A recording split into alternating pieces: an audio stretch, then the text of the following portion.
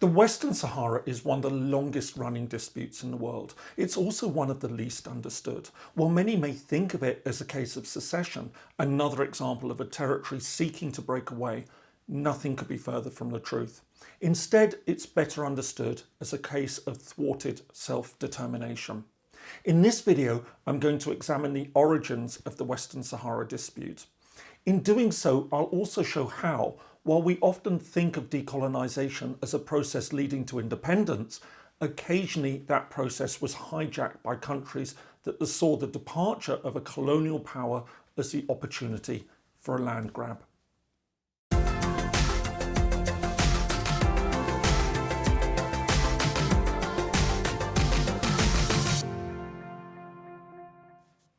Hello, my name is James Kerr-Lindsay. Welcome to Independent Thinking, a channel dedicated to international relations, statehood, independence, and the origins of countries.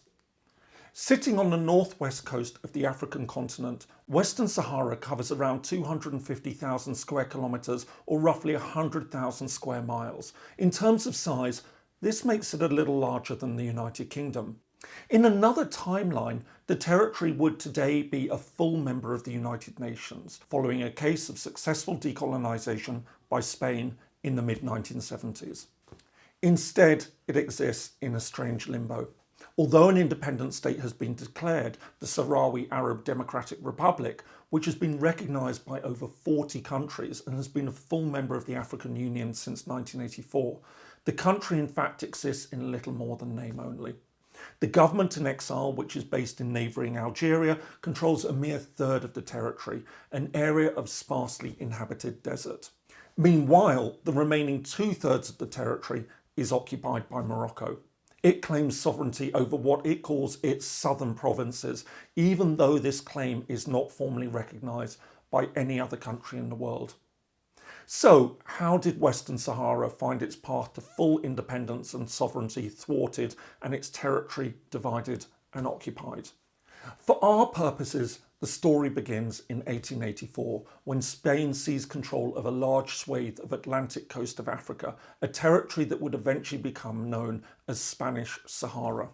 However, Spain's claim to the territory started to come into question following its admission into the United Nations in 1955. In 1956, the UN Secretary General wrote to all the new members asking them to state whether they held any territories that fell under the terms of Article 73 of the UN Charter regarding non-self-governing territories. At first, Spain refused to reply. However, when it eventually did so, it argued that its territories in Africa didn't fall under the definition of non-self-governing territories. Instead, it said that they were formal provinces of the Spanish state.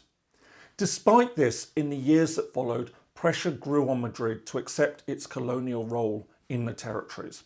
However, matters were complicated by the fact that the territory was now claimed by two neighbouring states.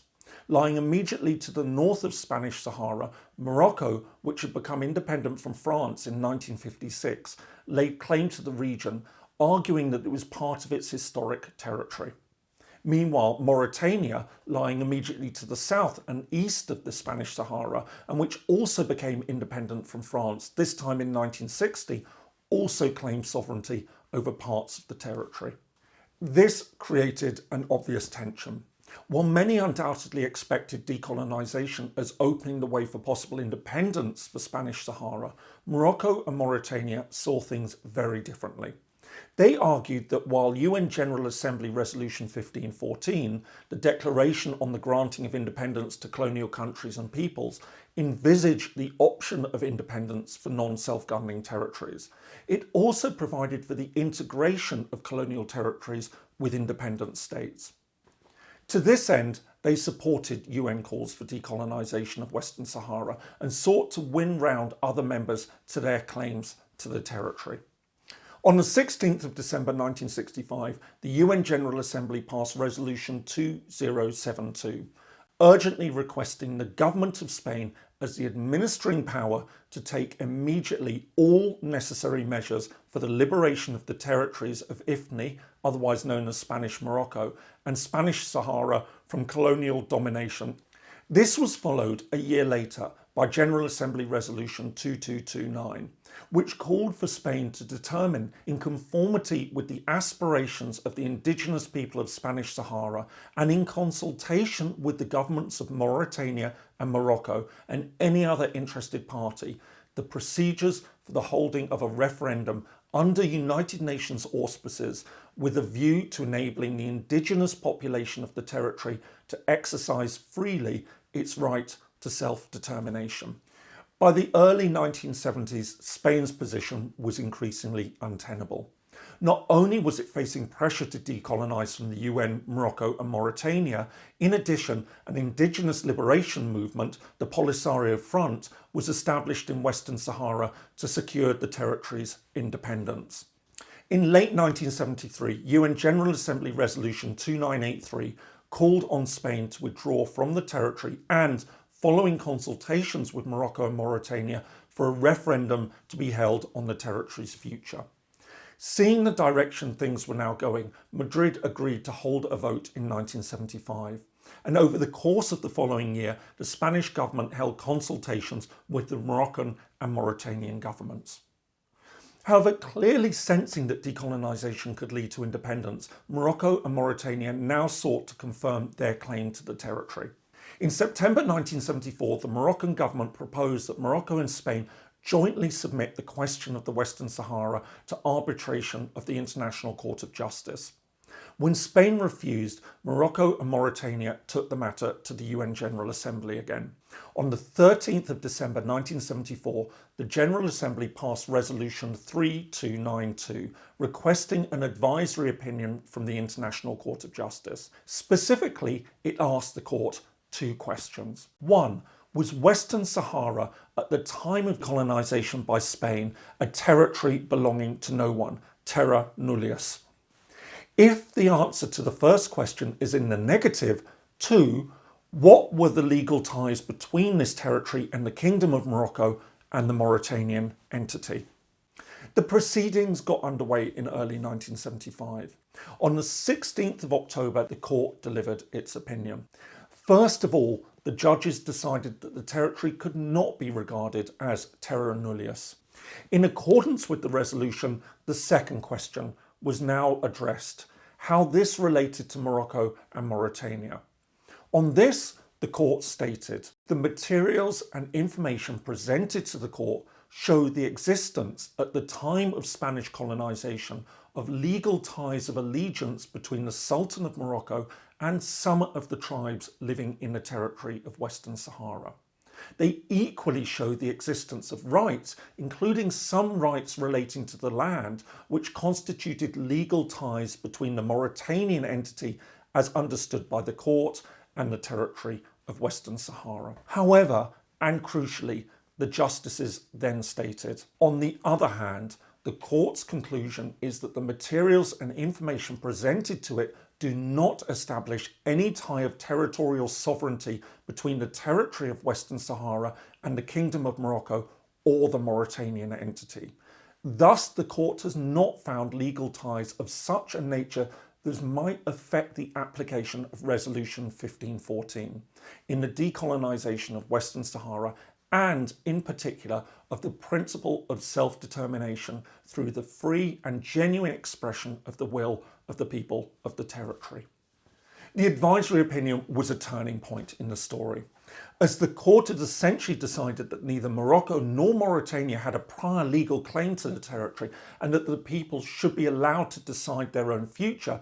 This should have opened the way for a free and fair referendum on the future of the territory, including the option of independence. However, Morocco and Mauritania saw things differently.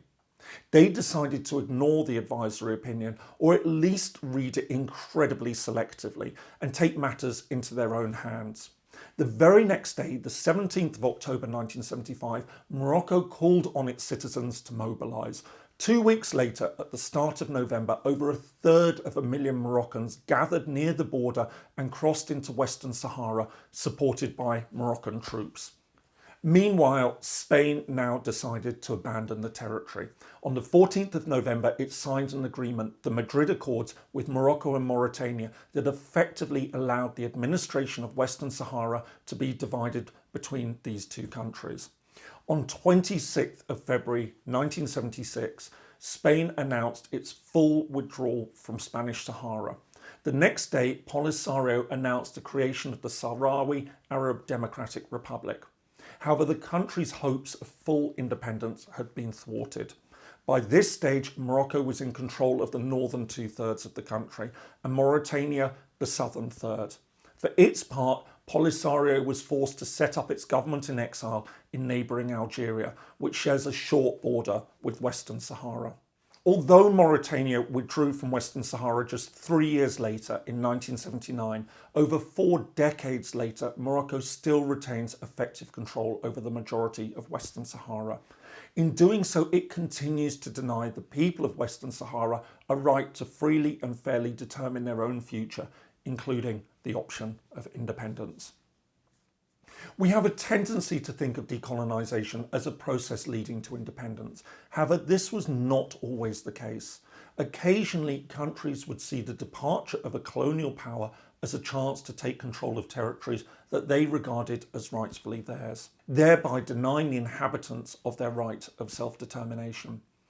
Western Sahara is a clear example of this. In this case, Spain's departure was seen by Morocco and Mauritania as an opportunity to seize the territory, even though the right of self-determination had been explicitly recognised by the United Nations and their legal claim to the territory had been rejected by the International Court of Justice.